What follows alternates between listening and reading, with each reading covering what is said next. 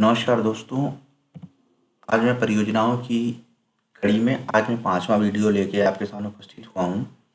ये जो प्रश्न है ये विगत कुछ वर्षों में आया हुआ है और इस परियोजनाओं के माध्यम से हम चर्चा करते हैं कि मध्य प्रदेश में प्रमुख जल शक्ति परियोजनाएं कौन कौन सी हैं। ठीक है, कौन कौन सी प्रमुख जल शक्ति परियोजनाएं हैं। दोस्तों, ये वीडियो MPPSC के साथ साथ व्यापम तथा मध्य प्रदेश में जितने भी एग्ज़ाम होते हैं, फॉरेस्ट हो गया, उस पर रेंजर, AF, ACF, इन सभी एग्ज़ाम के लिए ये वीडियो पर्याप्त है। आप इसे देखिए और इसमें जो है सारे ऑब्जेक्टिव क्वेश्चन निकल के यहीं से आते हैं। ठीक है, तो चलिए हम इस प्रश्न को जो है हल करते हैं। मध्य प्रदेश की प्रमुख विद्युत जल शक्ति परियोजनाएं कौन कौन सी हैं।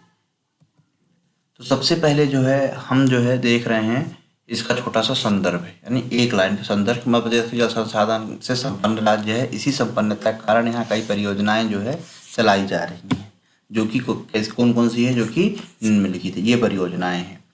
तो मैंने इसके पहले जो 4 वीडियो और बनाए हैं उसमें मैंने बाण सागर, चंबल नदी, चंबल घाटी परियोजना, नर्मदा घाटी परियोजना और मध्य प्रदेश की में जो दूसरे राज्यों का संयुक्त परियोजनाएं बनाई, मतलब साथ में चलाई जा रही हैं, इन सब के बारे में बताया। अब अल्टीमेटली जो है वो चीज़ यही चीज़ मैंने वहाँ पर भी बताई थी, लेकिन यहाँ एक स्पेसिफिक जो है पूछा गया है। ठीक है, मैंने वहाँ पे जो है सारी परियोजना के बारे में डिटेल में बताया। अब उन्हीं परियोजनाओं में से मध्य प्रदेश में एक स्पेसिफिक पूछा है कि मध्य प्रदेश में जल विद्युत परियोजनाएं कौन कौन सी हैं, जिसमें से विद्युत पैदा की जा रही है। परियोजनाएं तो बहुत सारी परियोजनाएं हैं जो केवल सिंचाई की परियोजना है, सिंचाई हो रही है, पीने का पानी उपलब्ध हो रहा है। लेकिन जल विद्युत, इसमें जिसमें विद्युत कौन कौन सी परियोजनाओं में पैदा किया जा रहा है, वो ये परियोजना है। ठीक है, इन परियोजनाओं में हम बात करें कि मध्य प्रदेश में कितनी कितनी विद्युत पैदा की जा रही है। ठीक है, इन परियोजनाओं के माध्यम से पिछले कुछ वर्षों में MPPSC के फॉरेस्ट में भी जो है विद्युत से रिलेटेड काफ़ी क्वेश्चन पूछे गए हैं। चाहे 2010 हो, चाहे 2012 हो, ऑब्जेक्टिव क्वेश्चन पूछे गए हैं कि इस जैसे इंदिरा गांधी परियोजना में कितने मेगावाट की विद्युत पैदा की जा रही है, या सरदार सरोवर में कितने प्रतिशत जो है विद्युत जो है मध्य प्रदेश के हिस्से में आती है, मध्य प्रदेश को मिलती है। तो इन सब चीज़ें को यहाँ से अच्छी तरह से आपको जानकारी यहाँ से मिल पाएगी। तो चलिए सबसे पहले हम शुरू करते हैं बाण सागर परियोजना। बाण सागर परियोजना जो है, मैंने बाण सागर परियोजना पे एक स्पेशल वीडियो बनाया है, जो आप मेरे चैनल रुचित अकेडमी में जाकर उसको देख सकते हैं। हम यहाँ केवल विद्युत की बात करेंगे। ठीक है, विद्युत की बात करेंगे। तो बाण सागर जो परियोजना है वो शहडोल जिले के देवलोध में सोन नदी पर निर्मित है। ठीक है, इस परियोजना के तहत 435 मेगावाट विद्युत का उत्पादन किया जा रहा है। कितने मेगावाट का उत्पादन किया जा रहा है? 436 मेगावाट विद्युत का उत्पादन किया जा रहा है। कहीं कहीं आपको 435 मेगावाट भी दिखेगा। ठीक है, इसके बाद ये 3 राज्यों की परियोजना है। किस राज्यों की परियोजना है? ये बिहार, यूपी तथा मध्य प्रदेश की।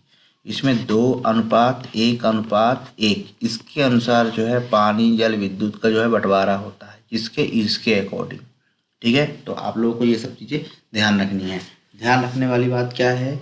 ये जो है 436 मेगावाट जो है इतनी विद्युत जो है बाण सागर परियोजना से प्राप्त की जा रही है।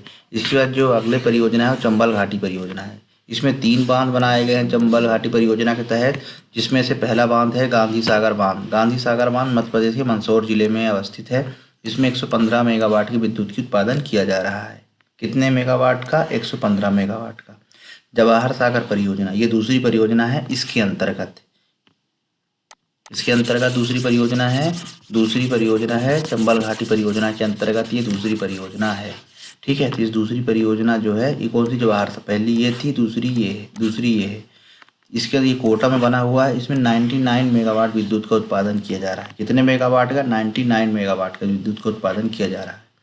तीसरी है राणा प्रताप सागर, ये भी राजस्थान की चित्तौड़गढ़ में बनाया गया है। इसमें 172 मेगावाट विद्युत का उत्पादन किया जा रहा है।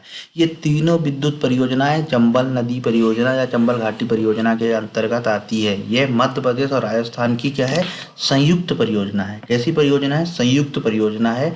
इस परियोजना के तहत 50-50% की हिस्सेदारी है, यानी अगर विद्युत उत्पादन होगा तो उसमें 50% मध्य प्रदेश को मिलेगा और 50% ही राजस्थान को मिलेगा।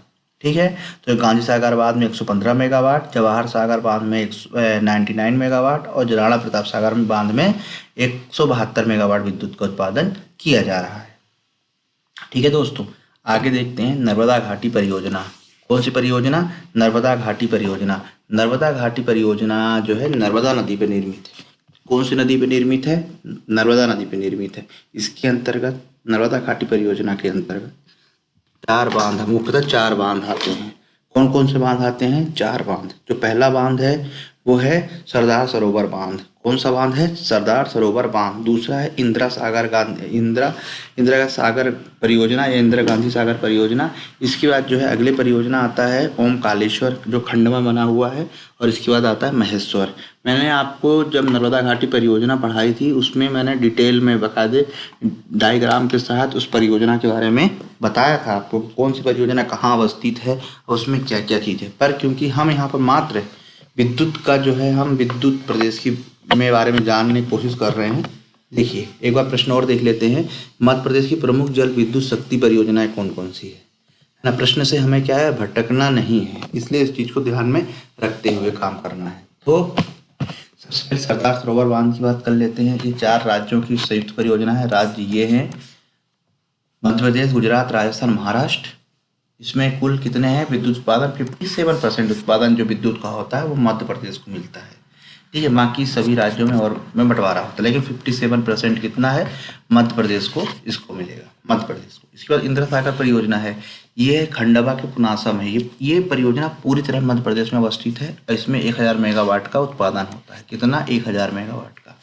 इसके बाद ओमकालेश्वर खंडवा में है, इसमें 520 मेगावाट का, और महेश्वर खरगोन में है, वो 400 मेगावाट विद्युत का उत्पादन किया जा रहा है।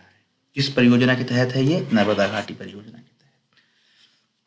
इसके बाद अगली परियोजना है रानी अवंतीबाई या बरगी बांध परियोजना। मैंने दोनों नाम इसलिए लिखा हुआ है जिससे कि कभी कभी क्या होता है, बरगी परियोजना ना बोल के रानी अवंतीबाई बोल देता है। ठीक है, जो कि हमको कन्फ्यूज़न होता है, इसलिए कन्फ्यूज़न नहीं होना चाहिए, दोनों नाम आपको पता होना चाहिए। इसके ये नर्मदा नदी पर निर्मित पहला बांध है। ध्यान रखिए, नर्मदा नदी पर निर्मित पहला बांध कौन सा है? रानी अवंतीबाई या बरगी बांध।